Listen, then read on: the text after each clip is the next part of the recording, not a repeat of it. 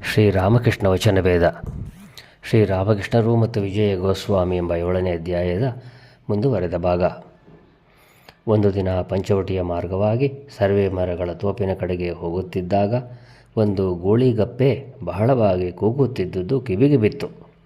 ಅದನ್ನು ಹಾವು ಹಿಡಿದಿರಬೇಕು ಅಂತ ಭಾವಿಸಿದೆ. ತೋಪಿನಲ್ಲಿ ಸ್ವಲ್ಪ ಹೊತ್ತು ಇದ್ದು ಬಳಿಕ ಹಿಂದಿರುಗಿ ಪಂಚವಟಿಗೆ ಬಂದಾಗ ಏನು ಸಮಾಚಾರ ಎಂಬುದಾಗಿ ಹುಡುಕಿ ನೋಡುತ್ತೇನೆ, ಒಂದು ನೀರು ಹಾವು ಅದನ್ನು ಹಿಡಿದುಕೊಂಡಿದೆ. ಹಾವಿನ ಕೈಯಲ್ಲಿ ಅದನ್ನು ನುಂಗುವುದಕ್ಕೂ ಆಗುವುದಿಲ್ಲ, ಉಗುಳುವುದಕ್ಕೂ ಆಗುವುದಿಲ್ಲ. ಆದ್ದರಿಂದ ಕಪ್ಪೆಗೆ ತಾಳಲಾರದ ಸಂಕಟ. ಆಗ ಯೋಚನೆ ಬಂತು, ಅದೇನಾದರೂ ನಾಗರ ಹಾವೇ ಹಿಡಿದಿದ್ದೇ ಆಗಿದ್ದರೆ, ಅತಿ ಹೆಚ್ಚೆಂದರೆ ಅದು 3 ಸಲ ಕೂಗುವುದರೊಳಗೆ ಅದರ ಆಟ ಮುಗಿದು ಹೋಗುತ್ತಿತ್ತು. ಆದರೆ ಅದು ಕೇವಲ ನೀರು ಹಾವು ಆಗಿದ್ದುದರಿಂದ ಅದಕ್ಕೂ ಪ್ರಾಣ ಸಂಕಟ, ಕಪ್ಪೆಗೂ ಪ್ರಾಣ ಸಂಕಟ.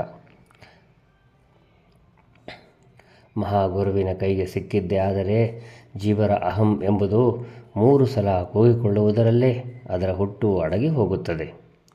ಆದರೆ ಗುರು ಅಪಕ್ವ ಮನುಷ್ಯನಾಗಿದ್ದರೆ ಆತನಿಗೆ ಪ್ರಾಣ ಸಂಕಟ, ಶಿಷ್ಯನಿಗೂ ಪ್ರಾಣ ಸಂಕಟ. ಶಿಷ್ಯನ ಅಹಂಕಾರವು ನಾಶವಾಗುವ ಹಾಗಿಲ್ಲ, ಭವಬಂಧನವನ್ನು ಕಡಿದುಕೊಳ್ಳುವ ಹಾಗಿಲ್ಲ. ಶಿಷ್ಯ ಅಪಕ್ವ ಗುರುವಿನ ಕೈಗೆ ಬಿದ್ದುದೇ ಆದರೆ ಆತನಿಗೆ ಮುಕ್ತಿ ದೊರಕದು. ವಿಜಯ: ಮಹಾಶಯರೇ, ಏಕೆ ಹೀಗೆ ನಾವು ಬದ್ಧರಾಗಿ ಬಿಟ್ಟಿದ್ದೇವೆ? ನಾವು ಏಕೆ ಭಗವಂತನನ್ನು ನೋಡಲಾಗುತ್ತಿಲ್ಲ? ಶ್ರೀರಾಮಕೃಷ್ಣರು: ಜೀವರ ಅಹಂ ಎಂಬುದೇ ಮಾಯೆ. ಈ ಅಹಂ ಎಂಬುದು ಎಲ್ಲವನ್ನೂ ಮರೆಸಿಬಿಟ್ಟಿದೆ. ಈ ಅಹಂ ಎಂಬುದು ಸತ್ತಿತು ಎಂದರೆ ಎಲ್ಲ ತೊಂದರೆಗಳು ಕೊನೆಗಾಣುವುವು. ಭಗವಂತನ ಕೃಪೆಯಿಂದ ನಾನು ಅಕರ್ತನೆಂಬ ಬೋಧೆ ವ್ಯಕ್ತಿಗೆ ಬಂದುಬಿಟ್ಟಿದ್ದೆ ಆದರೆ ಆತ ಜೀವನ್ಮುಕ್ತನಾಗಿ ಬಿಡುತ್ತಾನೆ. ಬಳಿಕ ಅವನಿಗೆ ಯಾವ ಹೆದರಿಕೆಯೂ ಇರದು. ಈ ಮಾಯೆ ಅಂದರೆ ಅಹಂ ಎಂಬುದು ಒಂದು ಚೂರು ಮೋಡವಿದ್ದ ಹಾಗೆ. ಆ ಚೂರು ಮೋಡದ ದೆಸೆಯಿಂದ ಸೂರ್ಯನನ್ನು ನೋಡಲಾಗುವುದಿಲ್ಲ.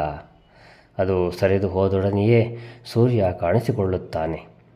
ಗುರುವಿನ ಕೃಪೆಯಿಂದ ಈ ಅಹಂ ಎಂಬುದು ನಾಶವಾಯಿತು ಎಂದರೆ ಭಗವಂತನ ದರ್ಶನ ದೊರೆತು ಬಿಡುತ್ತದೆ.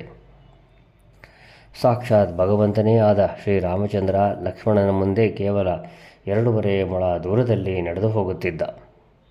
ಅವರಿಬ್ಬರ ಮಧ್ಯೆ ಸೀತೆಯ ರೂಪವನ್ನು ಧರಿಸಿದ್ದ ಮಾಯೆ ನಡೆದು ಹೋಗುತ್ತಿದ್ದರಿಂದ ಲಕ್ಷ್ಮಣನ ರೂಪವನ್ನು ಧರಿಸಿದ್ದ ಜೀವ ಆ ಭಗವಂತನನ್ನು ನೋಡಲಾಗುತ್ತಿರಲಿಲ್ಲ. ಇಲ್ಲಿ ನೋಡು, ಈ ಚೌಕವನ್ನು ನನ್ನ ಮುಖದ ಮುಂದೆ ಹಿಡಿದುಕೊಳ್ಳುತ್ತೇನೆ.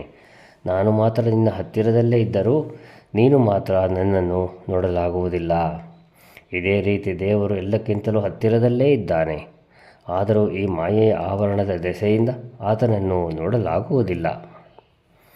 ಜೀವ ಸಚ್ಚಿದಾನಂದನೇ ಅಲ್ಲದೆ ಇನ್ನು ಬೇರೆ ಏನೂ ಅಲ್ಲ. ಆದರೆ ಈ ಮಾಯೆ ಎಂದರೆ ಅಹಂಕಾರ ಅನೇಕ ಉಪಾಧಿಗಳನ್ನು ಸೃಷ್ಟಿಸಿರುವುದರಿಂದ ಆತ ತನ್ನ ನಿಜ ಸ್ವರೂಪವನ್ನು ಮರೆತು ಬಿಟ್ಟಿದ್ದಾನೆ.